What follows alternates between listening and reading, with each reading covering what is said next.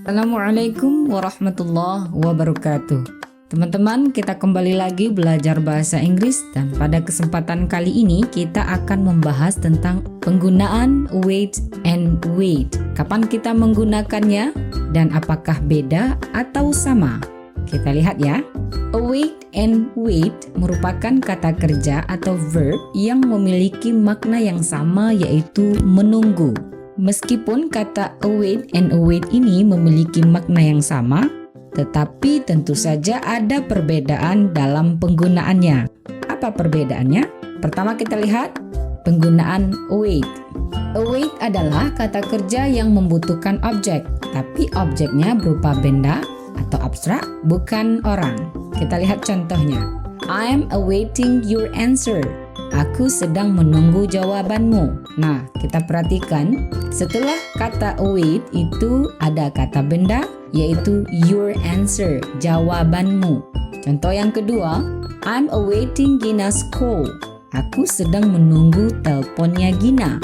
Setelah await juga ada kata benda, yaitu Gina's call, telepon Gina. Jadi, kalau kalimatnya seperti ini, I'm awaiting you, maka ini adalah salah. Kenapa? Karena peraturannya adalah setelah await harus ada objek, tetapi objeknya bukan orang. Maka I'm awaiting you itu salah. Nah, jika menggunakan objek yang kata bendanya orang, maka bisa juga, tapi kita tambahkan kata will sebelum await. Contohnya, I'm already here and will await you. Saya siap di sini dan akan menunggu Anda. Selanjutnya, yang kedua yaitu wait. Wait adalah kata kerja yang tidak memerlukan objek. Kita lihat struktur dari wait ini. Pertama, penggunaan wait tanpa tambahan kata lain. Misalnya, we have been waiting. Kami telah menunggu. Atau I wait, saya telah menunggu. Nah, penggunaan struktur wait yang kedua, wait itu dapat diikuti oleh to infinitive. Apa maksud dari to infinitive ini? To infinitive adalah kata kerja dasar yang diawali oleh kata to dan biasanya berfungsi sebagai kata benda atau kata kerja biasa yang bisa diikuti oleh objek. Kalau dalam bahasa Inggris kan verb itu berubah bentuk dari verb 1, verb 2, verb 3. Tetapi kalau dalam infinitive, kata kerjanya sama sekali tidak berubah dari bentuk dasarnya. Contoh, I'm waiting to watch a movie. Saya sedang menunggu untuk menonton sebuah film. Jadi setelah wait itu ada to, ada watch. To infinitive-nya ada. Jadi boleh wait dapat diikuti oleh to infinitive.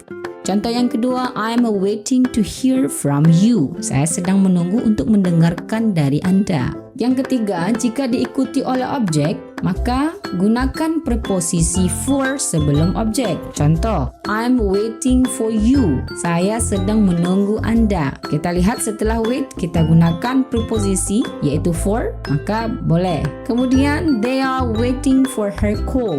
Mereka sedang menunggu teleponnya. Yang keempat, penggunaan wait biasanya diiringi dengan durasi waktu. Contoh, I have been waiting for at least 2 hours. Jadi setelah wait ada for, kemudian diikuti oleh durasi waktu.